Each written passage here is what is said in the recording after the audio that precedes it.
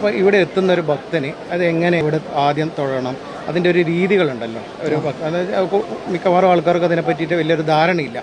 അക്കരെ കൊട്ടിയൂർ എന്നറിയപ്പെടുന്ന ഈ വൈശാഖ മഹോത്സവം 28 നാൾ നടക്കുന്ന ക്ഷേത്രം.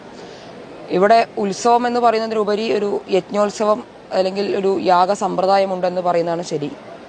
ഇവിടെ വരുന്ന ഭക്തർ ആദ്യം തൊഴേണ്ടത് ആ മണിത്തറയിൽ നാളത്തിലുള്ള സ്വയംഭൂവിലാണ്. അപ്പോൾ അതിനുള്ള ദർശനത്തിനുള്ള സംവിധാനങ്ങളിലൂടെ ചെന്ന് അവിടെ തൊഴാം. അവിടുന്ന് തന്നെ ഇപ്പോൾ പ്രസാദം ലഭിക്കും, തീർത്ഥം ലഭിക്കും. തൊട്ടുമാറി അവിടുന്ന് ചന്ദനവും ലഭിക്കുന്നതാണ്. പിന്നെ ഇവിടെ തൊഴാൻ ക്യൂ നിൽക്കാൻ ബുദ്ധിമുട്ടുള്ളവർക്കായിട്ട് സൗകര്യമായിട്ടാണ് ഈ തിരുവഞ്ചിറയിലൂടെ പ്രദക്ഷിണം വായിച്ച് പോകുമ്പോൾ വാളറയുടെ മുമ്പിലെത്തിയാലും ഇതേ മണിത്തറയിൽ കുറച്ച് ദൂരത്ത് നിന്ന് നമുക്ക് ദർശനം ലഭിക്കും.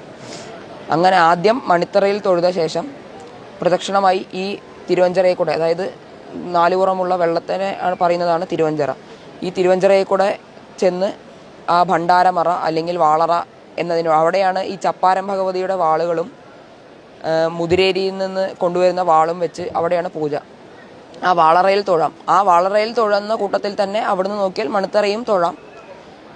അങ്ങനെ വാളറയിൽ തൊഴുത വീണ്ടും പ്രദക്ഷിണമായി പോയാൽ, അതായത് അമ്മാറക്കൽ തറ എന്നറിയപ്പെടുന്ന ഭഗവതിയുടെ തിടമ്പുണ്ട്, അവിടെയും തൊഴുതാം. അങ്ങനെ പ്രദക്ഷിണം വെച്ച് തൊഴുത് പ്രാർത്ഥിച്ച് പോവുകയാണ് ആ ഒരു സമ്പ്രദായം.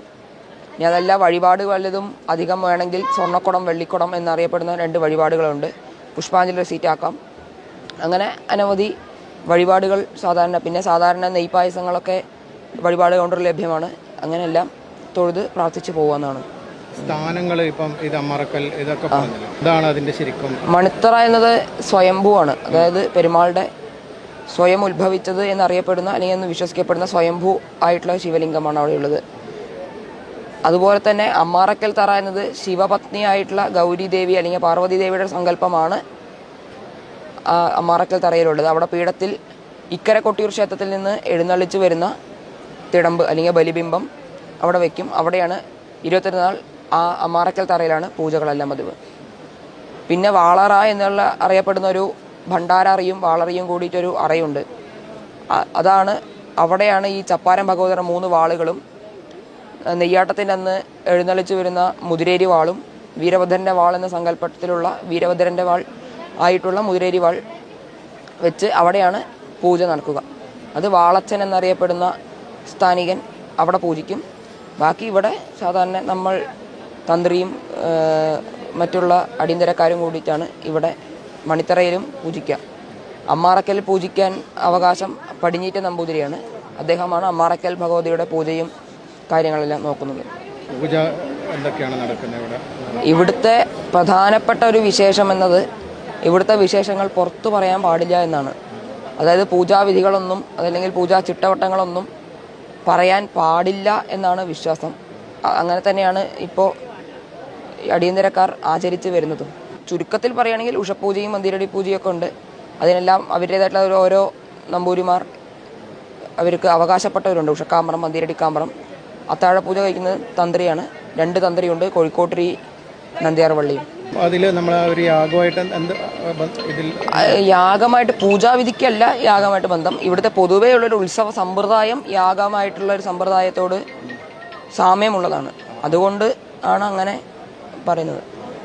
നിഗൂഢമായിട്ട് കൃത്യമായ ഒരു സമയമില്ല. അതായത് ചിലപ്പോൾ രാവിലത്തെ ഉഷപൂജ ചിലപ്പോൾ രാത്രി 6 മണിക്കൊക്കെ ആവും നടക്കുക, അല്ലെങ്കിൽ സന്ധ്യയ്ക്ക് 6 മണിക്കാവും നടക്കുക. സാധാരണ അമ്പലത്തിൽ നമുക്ക് 5:30 to 6:30 ഉഷപൂജയാണെന്നോ അതല്ലെങ്കിൽ 7:30 to 8:30 ഉഷപൂജയാണെന്നോ അങ്ങനെ ഒരു കണക്കുണ്ടാവും. ഉച്ചപൂജ 11 മണിക്കാണ്. ഇവിടെ അങ്ങനെ കണക്കില്ല.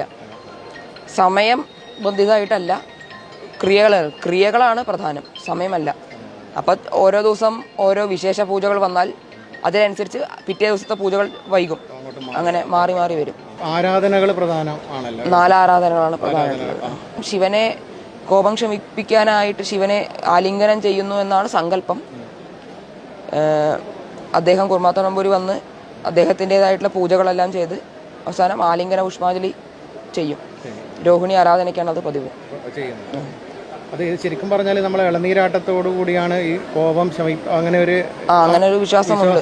ഇളനീര ആദ്യം നെയ്യാടും, നെയ്യാടി കഴിഞ്ഞിട്ടും സ്വയംഭൂവിൽ കോപം ക്ഷമിക്കാത്തതുകൊണ്ട് വീണ്ടും ഇളനീരാടും. അങ്ങനെ ഈ രോഹിണി ആരാധനയ്ക്ക് ആലിംഗന പുഷ്പാഞ്ജലിയും കൂടിയും നടക്കുന്നു എന്നൊരു വിശ്വാസമുണ്ട്. അങ്ങനെ കോപം ശമിപ്പിക്കാൻ വേണ്ടിയിട്ടുള്ള ഓരോ ക്രിയകളാണ് എന്നാണ് വിശ്വാസം.